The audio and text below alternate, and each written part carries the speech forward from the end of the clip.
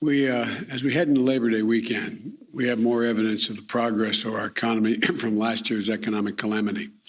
Today, we learned the economy created 235,000 new jobs in August, and the unemployment rate fell to 5.2%, the lowest it has been in 18 months. But despite the impact of the Delta variant, and I'll talk a little more about that in a minute, what we're seeing is an economic recovery that's durable and strong. The Biden plan is working. We're getting results. America is on the move again. And today's revision of previous month's job gains, with the revision of the July numbers, this report means that we have been adding an average of 750,000 jobs per month on average during the past 3 months. And in the 3 months before I became president, well, we're adding 60,000 jobs a month.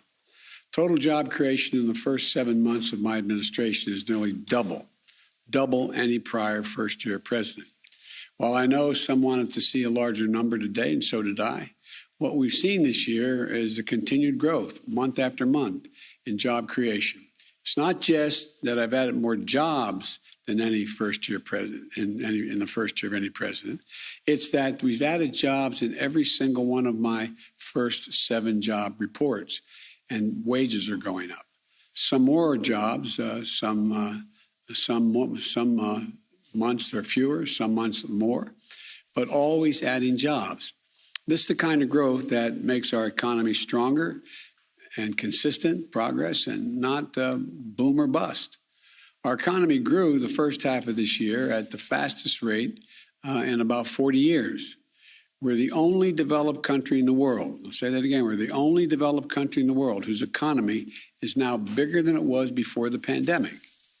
Because of the groundwork we laid with the American Rescue Plan, our vaccination strategy, we're seeing an economy and a job market that can weather the ups and downs of the Delta variant and anything else that comes our way. You know, we have a lot more work to do, as I will discuss shortly, but the facts speak for themselves. Think of where this country stood on the day I was sworn in as president and compare it to where we are today. The number of people filing new claims for unemployment each week is down 57%. Down 57%. Child poverty is down nearly 50%. We're no longer seeing long lines of people waiting for boxes of food to be put in their trunk after waiting for hours, or sometimes up to 2 hours. The unemployment rate is down from 6.3% to 5.2%, and I believe it's going to continue to go down. And it's no wonder that last week's Gallup poll found that 72% of Americans think that now is a good time to find a quality job. At this time last year, that number was 30%. And that's the mark of an economy where regular people can see a place for themselves in the economy.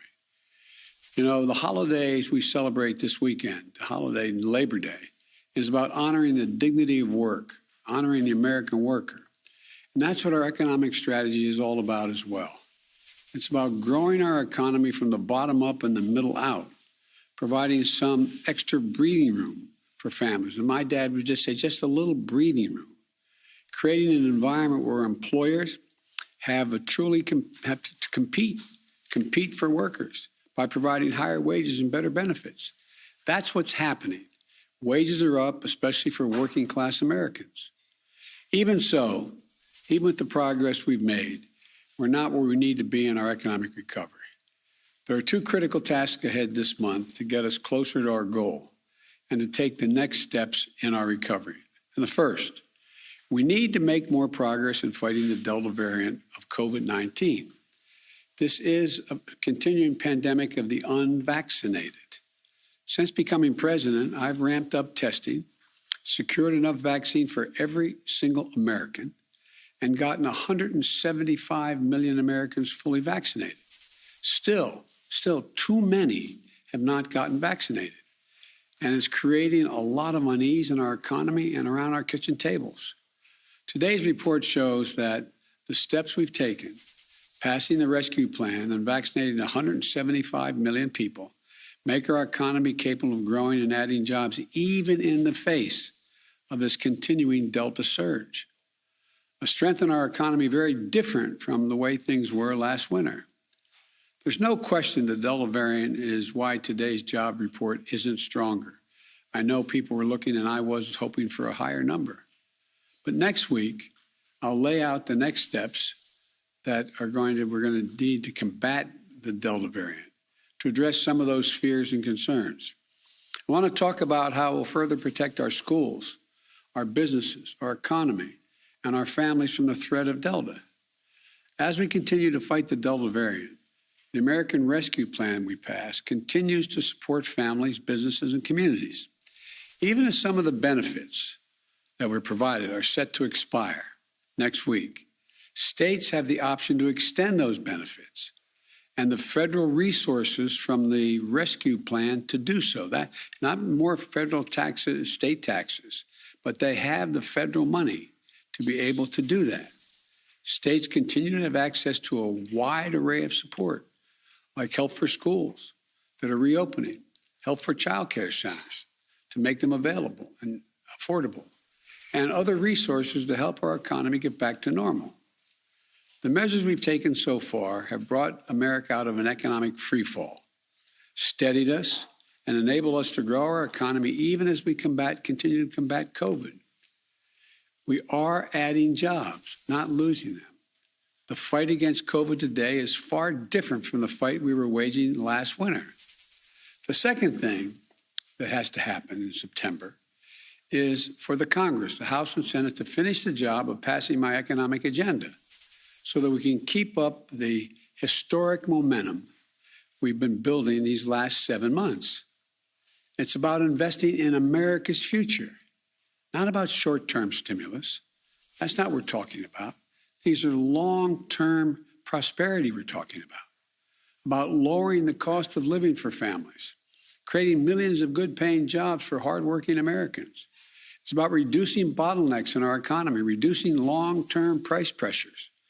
It's about helping more people to work by helping ease the burden that parents bear, especially mothers, keeping them out of the job market.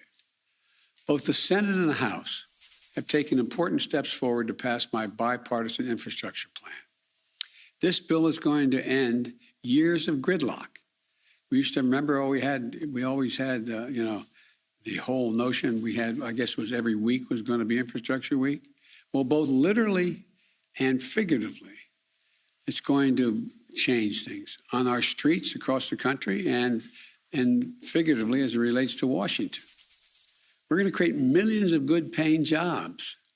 We're going to ease inflationary pressure and allow us to win the competition of the 21st century in a global economy where the competition has become more intense. Look, it's historic investment in roads and rail, in transit and bridges, in clean energy, in clean water, universal broadband. It's going to modernize our energy grid. You need not go any further than look what's happening across the country now in terms of the energy grid. It's about resilience. Make our roads and highways safer. Make us more resilient to the kinds of devastating impacts from extreme weather we're seeing in so many parts of the country. And look, this is about good paying jobs for ordinary people, blue-collar workers, jobs at prevailing wage, not $15 an hour or 20 or 30, but for the carpenters and pipe fitters, plumbers, electrical workers, and so many other Americans. About 90% of the jobs we'll create with this plan won't require a college degree, but will fundamentally transform the lives of millions of people. It's going to transform America and propel us into the future, just as we did when we built the Transcontinental Railroad, when we electrified the country with the TVA. Look, at the same time, the House and Senate have to advance my Build Back Better agenda. That bill contains critical investments in child care to make it easier for families to be able to go to work and assure their child is being taken care of. In home care for seniors, the polling data shows among your generation, all of you out here, your greatest concern is caring for your elderly parent, even more than your child. It's about paid leave, allowing people with a new child or a sick spouse at home to take care of them without risking losing their paycheck. Not indefinitely, but for a time period they can actually make a difference. Universal pre-K and community college, making us significantly better educated and increasing our competitive edge globally, around the world, over time. And we'll combat climate change by building our clean energy future, creating, the experts point out, millions of jobs and building windmills and solar panels all around the country and transferring that energy, transmitting it to parts that don't have that capacity. We're going to bring down the cost of prescription drugs by allowing Medicare to finally be able to negotiate drug prices with producers. Look, and so much more. Here's the thing you need to know. We're going to deliver these investments without raising taxes 1 cent on anyone making less than $400,000 a year. How are we going to do that? We're going to do it by leveling the playing field. Shepard Smith here. Thanks for watching CNBC on YouTube.